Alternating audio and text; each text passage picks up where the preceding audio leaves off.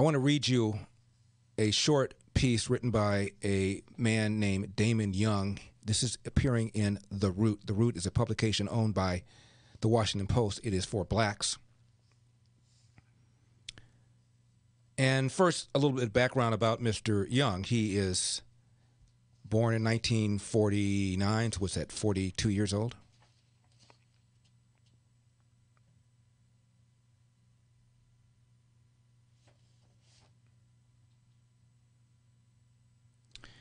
Born in Pittsburgh. Went to Canisius College. Majored in English. Co-founded a website called Very Smart Brothas, Brothas.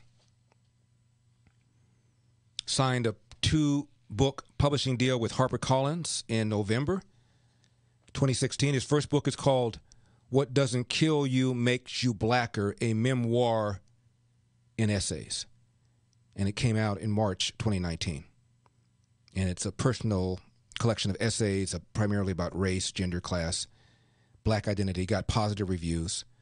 Publisher Weekly wrote in a review, Young's charm and wit makes these essays a pleasure to read. His candid approach makes them memorable.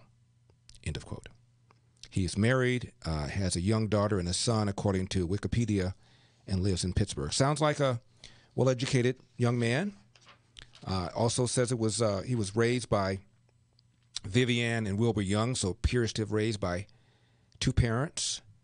Was a basketball player for Penn Hills High School, where he earned a basketball scholarship to Canisius College, where he graduated, as I mentioned, with a degree in English back in 2002.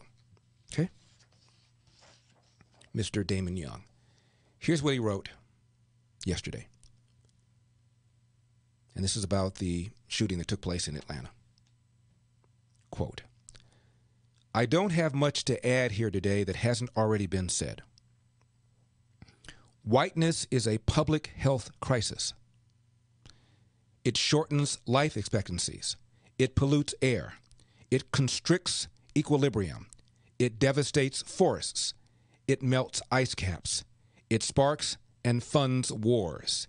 It flattens dialects. I have no idea what that means. It flattens dialects.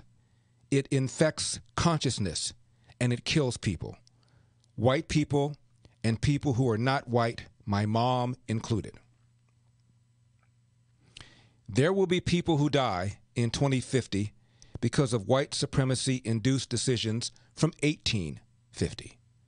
A line can and should be drawn from the actions of the white supremacists who walked into 3 Atlanta area massage parlors yesterday and allegedly killed 8 people, 6 of whom were of Asian descent, to the relentless anti-Asian rhetoric pollinating national discourse over the past year.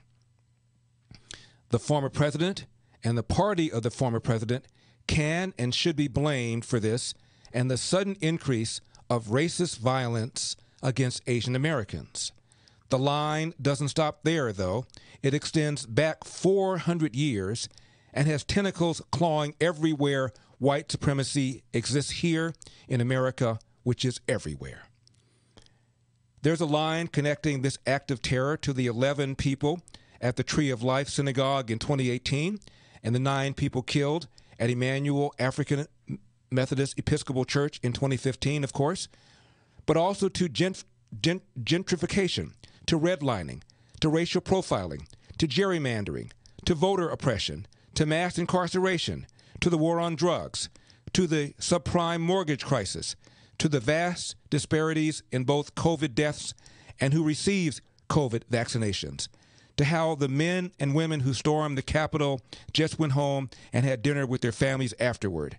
While we were still processing and recovering from what we witnessed, they were already back on their couches watching Criminal Minds.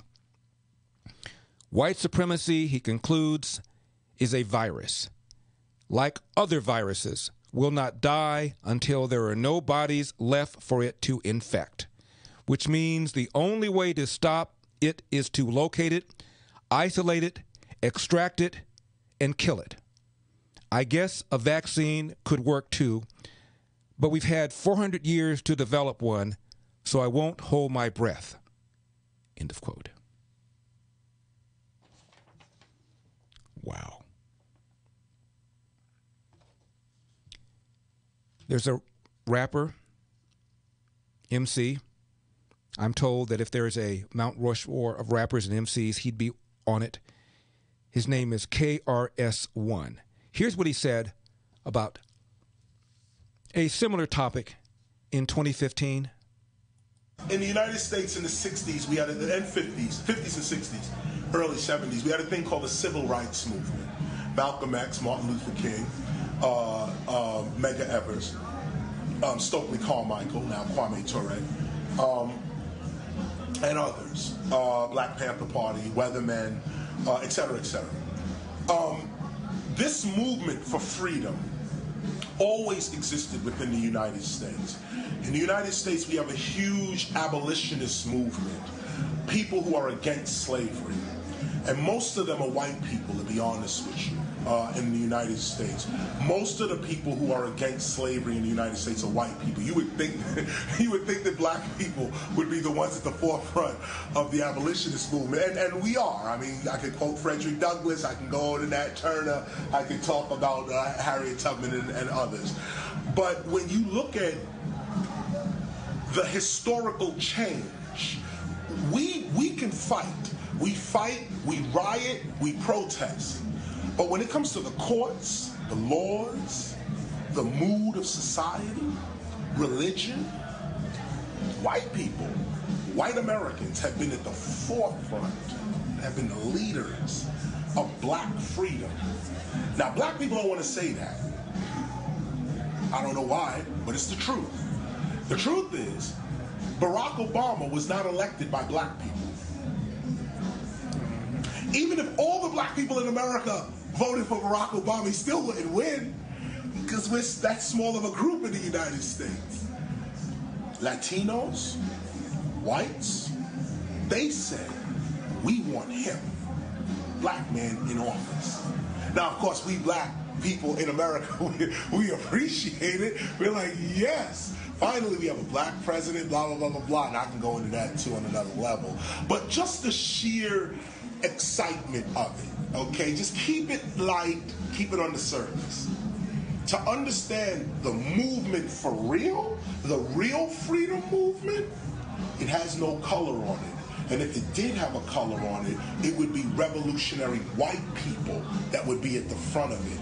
Thomas Sowell, quote, everyone hated the idea of being a slave, but few had any qualms about enslaving others. Slavery was just not an issue, not even among intellectuals, much less political leaders, until the 18th century, and then it was an issue only in Western civilization. End of quote. Your reaction to Mr. Damon Young's Whiteness is a Pandemic?